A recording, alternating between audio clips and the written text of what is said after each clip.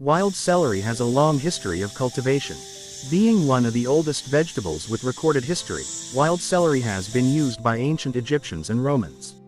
Wild celery, among other plants, was found in a wreath in the tomb of Pharaoh Tutankhamun, who died in 1325 BC.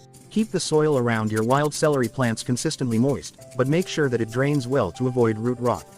These plants are thirsty and do not do well in dry conditions.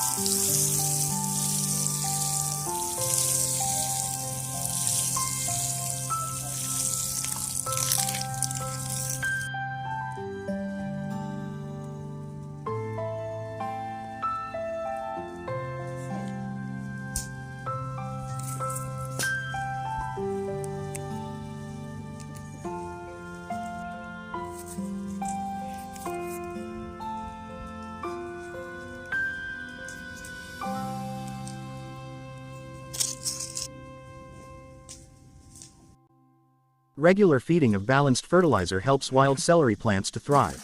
Apply at least once monthly during the growing season. I use FFJ fertilizer.